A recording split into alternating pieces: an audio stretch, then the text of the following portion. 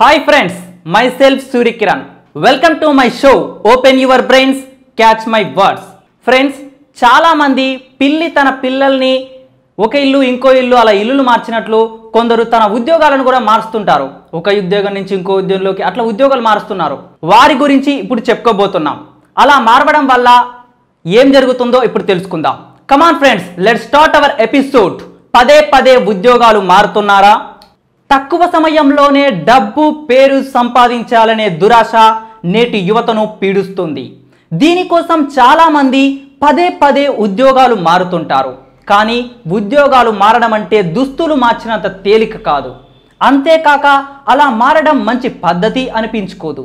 కొంతమంది ప్రైవేట్ అయినా ప్రభుత్వానిదైనా ఒక్కసారి ఉద్యోగం దొరికిన తర్వాత పదవీ విరమణ వరకు ఆ కంపెనీలో పనిచేస్తుంటారు.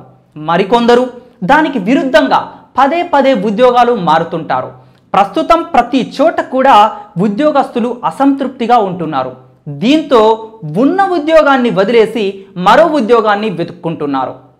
ఉద్యోగం మారాలనిపించే కారణాలు కొన్ని ఉన్నాయి. అవేంటో ఇప్పుడు చూద్దాం. ఫస్ట్, అసంతృప్తి. నేటి యువత అతి కష్టం మీద ఉద్యోగం సంపాదిస్తారు. ఆ తర్వాత ఒకే కంపెనీలో ఎక్కువ సమయం పనిచేయడాన్ని ఇబ్బందిగా ఫీల్ అవుతుంటారు.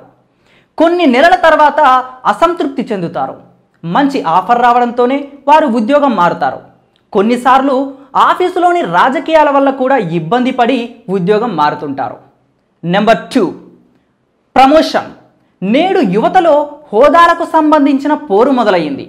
దీంతో వారు ఒకే చోట పనిచేయటానికి ఇష్టపడటం లేదు.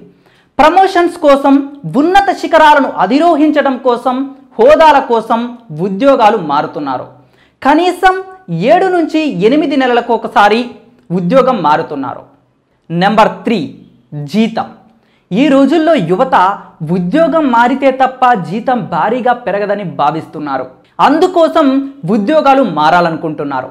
దీనికోసం కొత్త జాబ్స్ను ఎన్నుకుంటున్నారు. నెంబర్ 4, హోదా. కొంతమంది తమ ఉద్యోగాలని వారి హోదాగా భావిస్తారు. ఇటువంటి వారు ఎక్కువ కాలం ఒక చోట పనిచేస్తే వారి పరువు ప్రతిష్టలు తగ్గుతాయనుకుంటారు. దీంతో వారు ఎప్పటికప్పుడు కొత్త ఉద్యోగాల కోసం వెతుకుతూ ఉంటారు. పక్కన వారిని చూసి కొంతమంది వారి స్నేహితులు, బంధువులు ఉద్యోగంలో ముందుకెళ్లడం చూసి వారు ఉన్నత స్థాయిలో ఉండాలనే ఆలోచనలతో ఉన్న జాబ్ని వదిలేసి కొత్త జాబ్ కోసం ప్రయత్నిస్తుంటారు. ఇది ఇలా ఉంటే జాబ్ మారడం వల్ల వచ్చే లాభాలు ఏంటంటే మీ గమ్యాన్ని చేరుకోవడానికి దోహదపడుతుంది. నెలసరి ఆదాయం పెరుగుతుంది. పెద్ద కంపెనీల్లో పనిచేయాలనుకునే మీ కళ నెరవేరుతుంది. రకరకాల కంపెనీల్లో పనిచేయడం వల్ల పని అనుభవం పెరుగుతుంది. దీనివల్ల మీ మనస్సుకు నచ్చినట్లు మీరు పనిచేసే అవకాశం లభిస్తుంది. ఇదిలా ఉంటే జాబ్ మారడం వల్ల వచ్చే నష్టాలేంటో ఇప్పుడు చూద్దాం. మీరు మరో ఉద్యోగం కోసం కొత్త కంపెనీకి వెళ్ళినప్పుడు ఇంటర్వ్యూ సమయంలో మీ బయోడేటా చూసే వ్యక్తి మనసులో మీపై చెడు అభిప్రాయం వస్తుంది. దీంతో అతను మీరు జాబ్ ఎందుకు మారుతున్నారని ప్రశ్నిస్తాడు. చాలాసార్లు జాబ్ మారినట్లున్న మీ సర్టిఫికెట్లు చూసి మీ బాస్కి మీ సామర్థ్యంపై అనుమానం వస్తుంది. అంతేకాక మీరు ఈ ఉద్యోగాన్ని వదిలేస్తారన్న భయంతో వారు కొద్దిపాటి ఆలోచనలో పడతారు. దీంతో కంపెనీలో ముఖ్యమైన పనిలో మిమ్మల్ని భాగస్వామిని చెయ్యరు. తరచూ ఉద్యోగాలు మారే అలవాటున్న మిమ్మల్ని బాస్ నమ్మకస్తుడిగా చూడలేడు. సహోద్యోగులు కూడా మీకు సహకరించరు. కారణం మీరు ఎప్పటి వరకు ఉద్యోగం చేస్తారో మీకే తెలియదని వారి భావన. చూసారు కదా ఫ్రెండ్స్, ఉద్యోగాలు పదే మారడం వల్ల వచ్చే లాభాలు, నష్టాలు ఇవన్నిటిని గుర్తుంచుకొని మీరు ఏ డిసిషన్ తీసుకుంటారో ఆ డిసిషన్ తీసుకోండి.